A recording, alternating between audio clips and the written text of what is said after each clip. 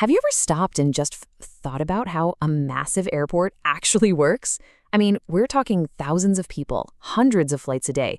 It seems like chaos, but it all runs like a well-oiled machine. Well, that's no accident. In this explainer, we're going to look at the actual blueprint that makes this city within a city tick. I mean, just look at that number, 50,000 people.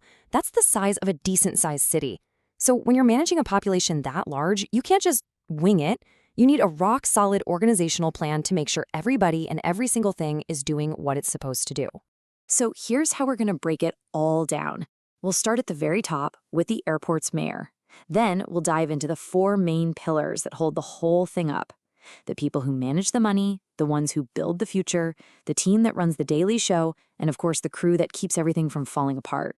Okay, let's stick with that city analogy. Every city has a mayor, right? Someone who's ultimately in charge. Well, in the world of an airport, that person is the airport director. And make no mistake, this is not just some symbolic position. The airport director is the one calling the shots, with the huge responsibility of keeping the entire airport safe and running efficiently. They're constantly juggling the needs of airlines, government agencies, passengers, and the local community. It is a massive balancing act every single day. So this is it. This is the basic blueprint. Right below the director, you see these four key departments. You've got admin and finance, planning and engineering, operations, and maintenance. For anyone studying aviation management, you've got to know this structure. It's the framework for everything else. All right, so a city needs money to run, right? It needs to pay its people and keep the lights on.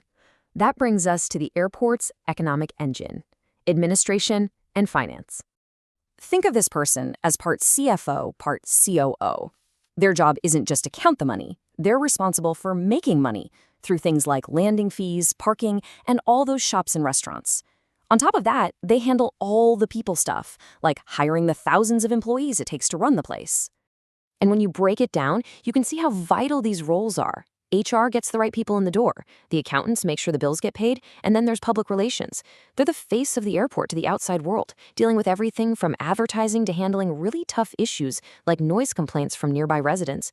That's a huge part of the job. You know, an airport can't just stay the same forever.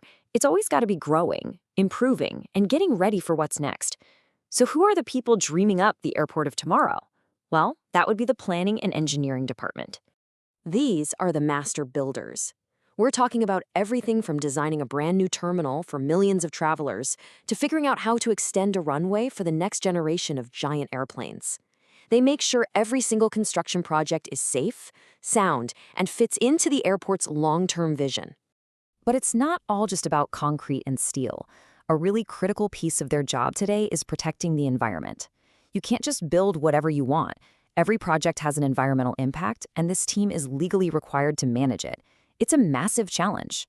So this is the process they have to go through thanks to federal law. It starts with an initial check, the EIR. If that shows no big deal, they get a finding of no significant impact, or FONSI, and can move ahead. But if that first look raises some red flags, they have to do a full-blown environmental impact statement. And trust me, that can take years and cost millions. Okay, so the bills are paid, the buildings are built, but who's running the actual show 24/7? That's where we get to the absolute nerve center of the whole place, the operations department. This team lives in the now. They manage the constant flow of everything that moves. That includes the air side, which is all the runways, taxiways, and gates where the planes are, and the land side, the terminals, roads, and parking lots where all the people are. And if an emergency happens, these are the folks in charge. Now, this is a super important point. Operations has to worry about two different things, safety and security. They are not the same. Safety is about preventing accidents. Think inspecting runways for cracks. That's governed by the FAA. Security is about preventing intentional acts of harm. Think coordinating with police and the TSA. They have to be experts in both. So you've got this amazing, complex city humming along, but all that infrastructure would just fall apart without constant attention.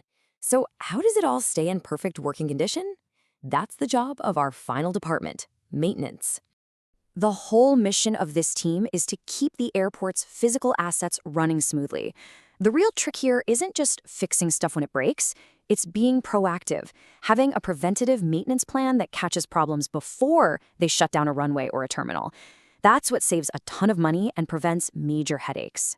And the scale of what they do is just enormous.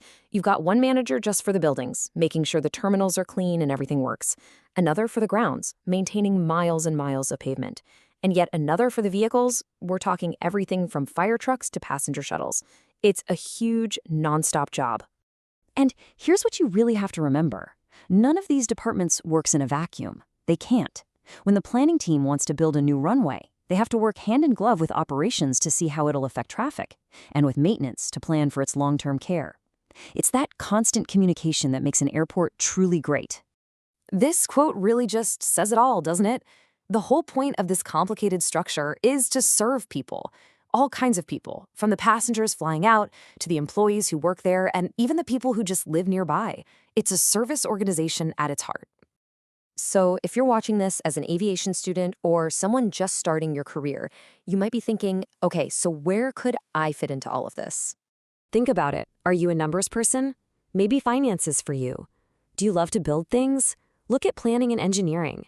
Are you a quick thinker who thrives under pressure? Operations might be your calling. Or do you like getting your hands dirty and keeping things running? Then maintenance is where it's at. This blueprint isn't just a chart, it's a map of opportunities. The only question is, where do you want to build your career?